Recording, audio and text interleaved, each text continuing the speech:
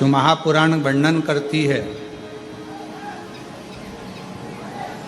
किसी भी छठ के दिन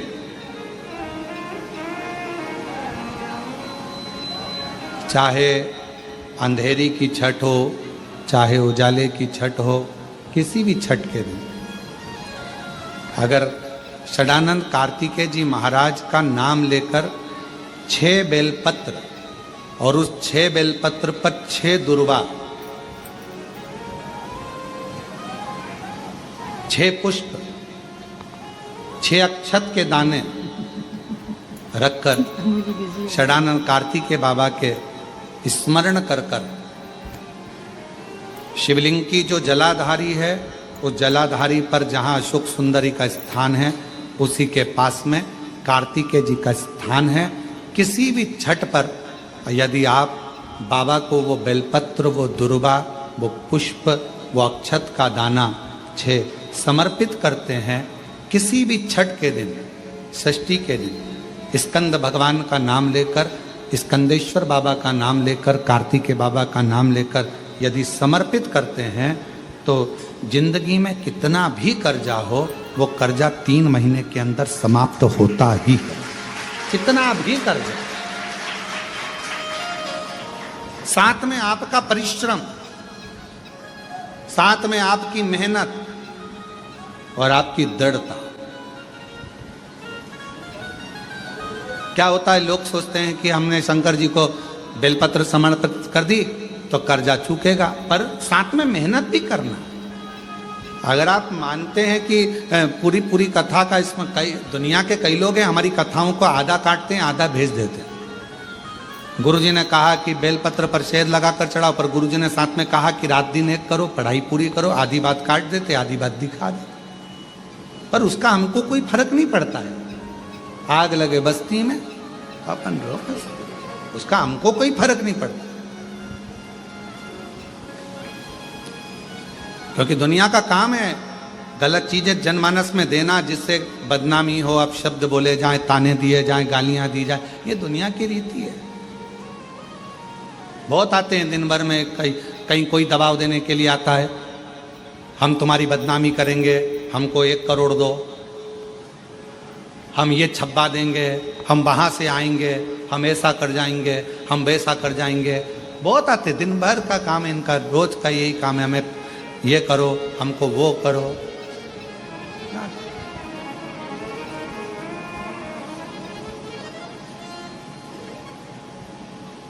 शिव तत्व है, दबाव देने वाले ढेर मिलेंगे, अपशब्द कहने वाले ढेर मिलेंगे, ताना देने वाले ढेर मिलेंगे, पर आप अपनी पूर्ण ऊर्जा के साथ में शिव महापुराण की कथा कहती है, 6 बेलपत्र, 6 पुष्प, 6 दुर्वा, 6 चावल के दाने और साथ में अपना परिश्रम पूर्ण करो। छठ के दिन स्कंद भगवान का नाम लेकर, स्कंदेश्वर का नाम लेकर भगवान शंकर के जलाधारी पर समर्पित करो, शिव जी से प्रार्थना करो और अपनी मेहनत को 4 चांद लगाओ, कर्जा चूकेगा जरूर, समाप्त जरूर। कर्जा का मतलब ये नहीं है कि आप कर्जा करे हो तो मेरे से बन नहीं रहा, मेरे प्राण छूट जाए तो अच्छा, मैं तो मर जाऊं, मैं टेंशन में हूं, मैं डिप्रेशन में हूं, बहुत परेशान हो गया, ऐसा हो गया। ना ना, दुख आता है, जब सुख आया, सुख चले गया तो दुख आएगा, तो दुख भी जाएगा, दुख भी समाप्त होगा, उसमें क्या विचार कर। ऐसा तो नहीं है कि दुख समाप्त नहीं होगा, दुख नहीं जाएगा, सुख आया है। जब हमारे अच्छे दिन अगर समाप्त हुए हैं तो दुख भी समाप्त जरूर होगा, फिर वापस सुख आएगा। थोड़ा हिम्मत, थोड़ा धैर्य, थोड़ा हृदय पर भाव एकाग्रित करो कि नहीं नहीं, मेरा शंभु, मेरा शंकर, मेरा त्रिकालदर्शी, मेरा कैलाशी, मेरा अविनाशी, मेरा शिव मेरा दुख काट।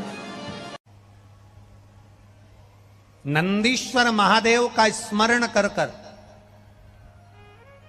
जिसके कंठ में, गले में, शरीर में बड़ा रोग हो जाता है, बहुत बड़ा कोई रोग हो गया, जैसे सहज भाषा में कहें कोई बहुत बड़ी बीमारी, बहुत बड़ा रोग, बहुत बड़ी अगर बीमारी, बहुत बड़ा रोग शरीर में हो गया, कोई लीवर, कोई किडनी, कोई कैंसर जैसा भी रोग हो गया, तो शिव महापुराण की कथा कहती है एक दुर्वा, कितनी दुर्वा?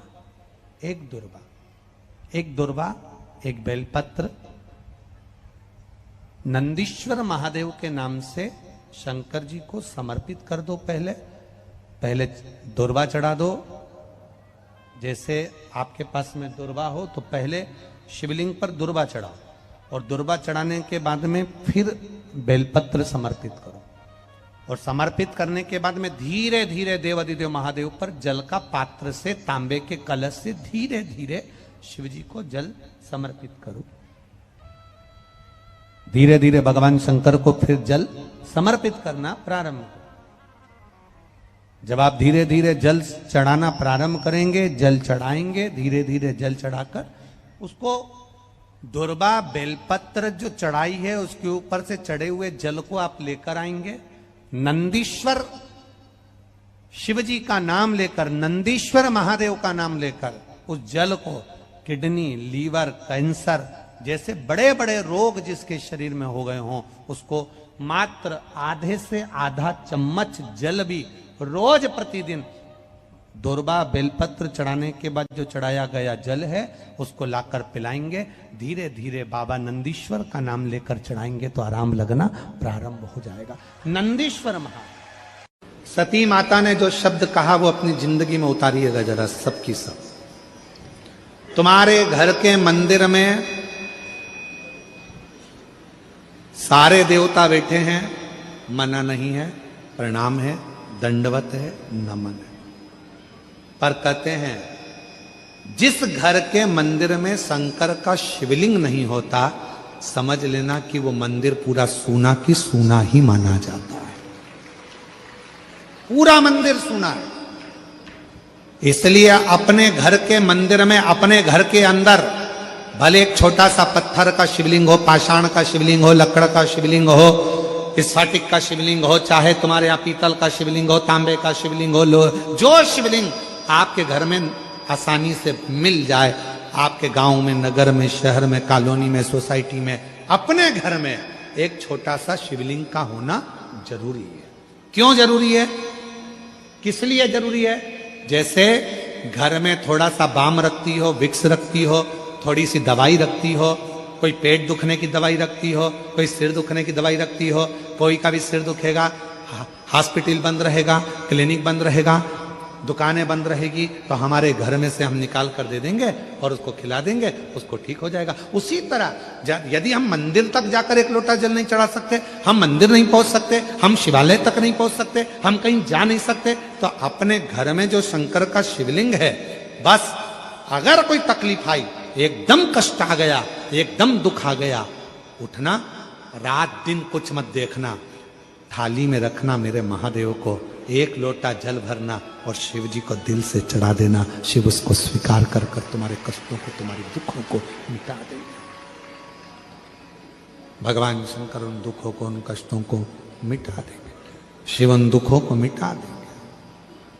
शिव उन कष्टों को, ये स्पीकर नहीं चल रहे हैं भाई, शिव उन दुखों को मिटा देंगे, उन कष्टों को मिटा देंगे।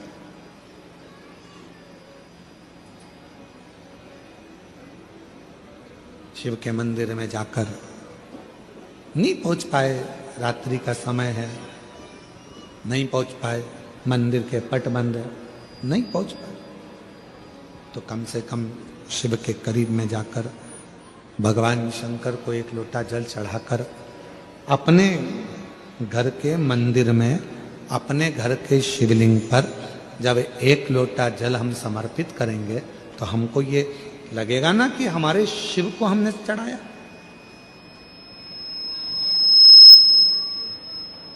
शिव को कहो, शंकर को कहो, शिव कथा कह रही है। सती मैया पहुंची,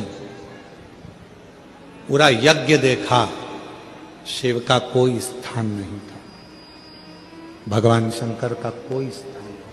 सब खाली।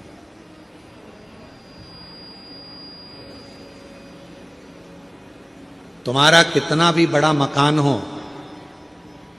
तुम्हारी कितनी बड़ी भी प्रॉपर्टी हो, उस मकान में, उस घर में अगर शंकर का शिवलिंग नहीं है तो तुम्हारा प्रॉपर्टी, तुम्हारा मकान किसी काम का नहीं है। बहुत ध्यान देना इस कथा पर। शिव के मंदिर में कभी भी जाओ, तुम्हारा बेटा कोई नीट का एग्जाम दे रहा है, कोई कंपटीशन एग्जाम दे रहा है, तुम्हारी बेटी कोई परीक्षा दे रही है, तुम्हारा बच्चा, बेटा बेटी, पति पत्नी, कोई भी कोई एग्जाम में बैठने का प्रयास कर रहा है, पहले तो उससे कहो कि अपनी मेहनत 4 गुना कर, खूब पढ़, परिश्रम 4 गुना कर। और मान लो 5-6 बार दे चुका, 2-4 साल हो गए, 5 साल हो गए, तो फिर उससे कहो शंकर के मंदिर में 7 दुर्वा लेकर जाओ। कितनी दुर्वा? यहां क्या बोलते हैं झारखंड में? दुर्वा कि दूब बोलते हैं? दुर्वा। 7 दुर्वा शिव के मंदिर में लेकर, जब जल का पात्र साथ में, 7 दुर्वा को नीचे की ओर रखो हथेली पर, जल का पात्र हाथ में लेकर भगवान देवादिदेव महादेव को जल समर्पित करो। 7 दुर्वा में से 6 दुर्वा षडानंद कार्तिकेय जी को समर्पित कर दो, 1 दुर्वा भगवान शंकर के शिवलिंग पर चढ़ा। अपने हाथ की 3 उंगलियां शिवलिंग का स्पर्श करो और अपनी कामना कहकर, बाबा बहुत एग्जाम दे चुका हूं, बेटा बेटी ने बहुत परीक्षा दी है, हो नहीं रहा बाबा, अब आपके भरोसे है। बाबा को विनय करो, शिव जी पे चढ़ी हुई बेलपत्र दुर्वा वापिस लेकर आओ। जिस बच्चा जब एग्जाम के लिए जाए, परीक्षा देने के लिए जाए, उस दिन वो दुर्वा को अपने मस्तक पर प्रणाम कर कर, नमन कर कर, षडानंद कार्तिकेय का स्मरण कर कर फिर एग्जाम के लिए जाए। पढ़ाई अच्छी करना, दिल से करना, मेहनत ज्यादा करना, और एक बार ये प्रयोग कर कर देखना, मेरा षडानंद कार्तिकेय सफलता जरूर प्रदान करे। 6 मुख से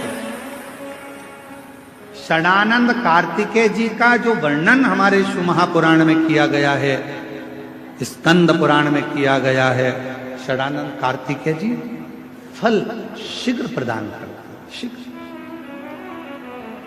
शीघ्र फल। महाराज, तारकासुर का संहार हो, षडानंद कार्तिकेय जी ने बाण छोड़ा, और षडानंद कार्तिकेय जी ने जैसे ही बाण छोड़ा, तारकासुर के शरीर को लगा, तारकासुर के प्राण छूट गए। देवताओं ने पुष्प की वृष्टि करी, रे तारकासुर तेरे हृदय में शिव बसे थे, इसलिए तूने षडानंद कार्तिकेय का दर्शन। शिव को समर्पित करें, अपने भाव की निर्मलता शिव से स्वीकारें। 7 दुर्वा, 1 लोटा जल षडानंद कार्तिकेय का स्मरण कर कर जब हम चढ़ाते हैं तो उसका फल हमको मिलता, उसका फल प्राप्त होता।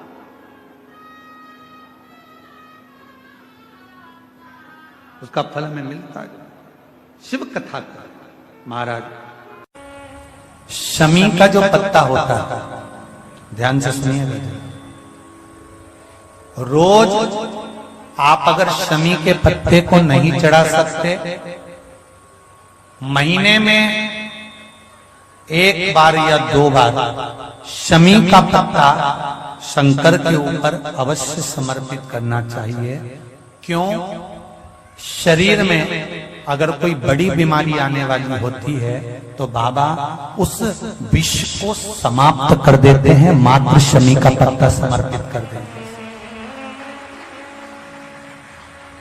भले महीने में 2 बार चढ़ाओ, हफ्ते में 1 बार चढ़ाओ, तुम्हारा मन पड़े तो हफ्ते में 2 बार चढ़ाओ। ज्यादा बीमारी है, शमी का पत्ता एक शिव जी के शिवलिंग पर, और एक पत्ता जहां से पानी बहकर नीचे गिरता है ना, जलाधारी में से शिव जी पे जल चढ़ाया। जैसे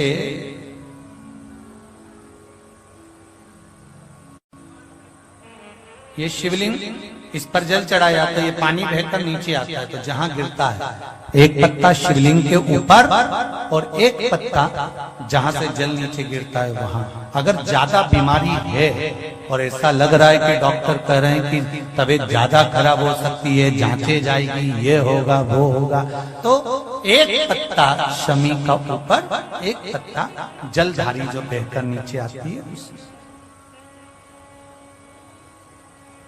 पर चढ़ाना।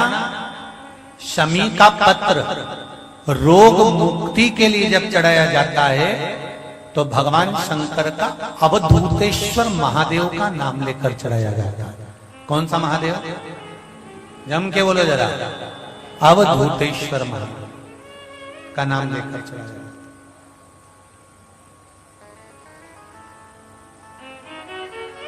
एक बात आपको कही थी अभी पिछले कथाओं में, गाय के दूध का घी बनाकर उसकी एक उंगली घी की अशोक सुंदरी वाली जगह पर लगाकर, जो व्यापार नहीं चलता हो, दुकान नहीं चलती हो, अशोक सुंदरी वाली जगह पर घृत लगाकर घर के दरवाजे पर या व्यापार के द्वार पर उस उंगली को लगा देना चाहिए।